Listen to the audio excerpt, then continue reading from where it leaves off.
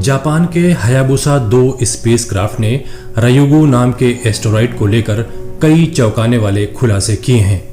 इस स्पेसक्राफ्ट ने जो स्पेस रॉक के सैंपल इकट्ठा किए थे, उन नमूनों के निष्कर्षों को साझा किया गया है और दावा किया गया है कि इनमें लाइफ एलिमेंट्स मौजूद हैं। साइंटिफिक स्टडी बताती हैं कि पृथ्वी पर लाए गए इन नमूनों में 20 से ज्यादा एमिनो एसिड्स की पहचान की गई है। ज्ञात रहे, एमिनो एसिड का इस्तेमाल हमारे शरीर की हर सेल्स में किया जाता है ताकि हम जीवित रह सकें। सभी जीवों में कुछ प्रोटीन्स की जरूरत होती है, चाहे वे मसल्स हों या फिर सेल्स। हमारी सेल्स, मसल्स और टिश्यूज का एक बड़ा हिस्सा एमिनो एसिड का ही बना होता है, यानी ये शरीर के कई इंपॉर्टेंट फंक्शंस को पूरा करते हैं। हेलो दोस्तों, मैं हूं इरफान ह्यूमन और आप देख रहे हैं रिसर्च न्यूज चैनल।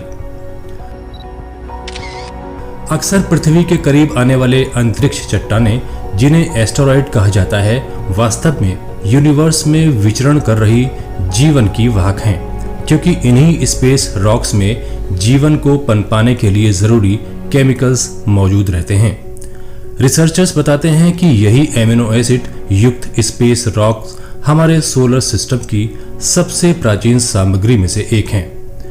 रायुगु एक विशालकाय एस्टेरॉयड का कार्बन समृद्ध टुकड़ा है जो धूल और गैस से बना हो सकता है, और इसका निर्माण सोलर सिस्टम की शुरुआत के दौर में हुआ माना जाता है।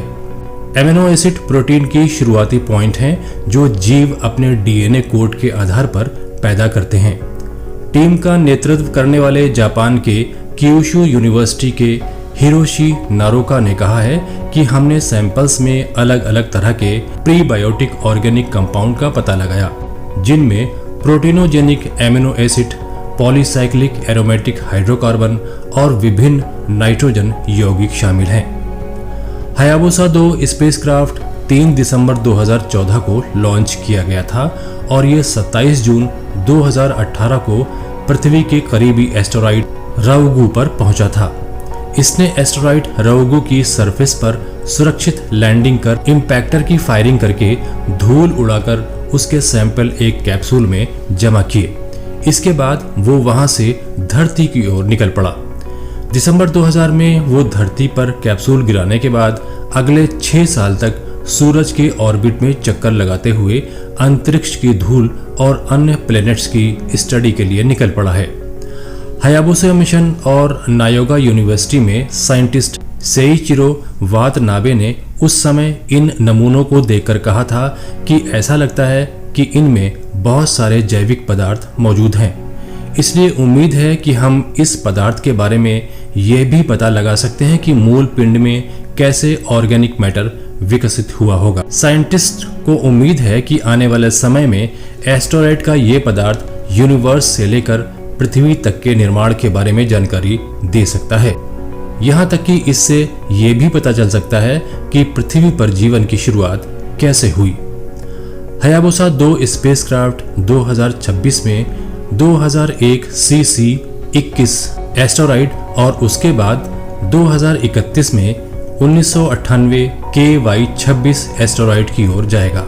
इन एस्टेरॉयड्स के नमूने इकट्ठा करना शायद इस बार हायाबुसा 2 के लिए संभव नहीं होगा, क्योंकि इसके लिए उसके पास पर्याप्त ईंधन नहीं होगा, लेकिन उसके द्वारा ली गई तस्वीरों से ही वैज्ञानिकों को यूनिवर्स और ऐसे एस्टेरॉयड पर लाइफ एलिमेंट्स की काफ़ी जानकारी हासिल हो जाएगी।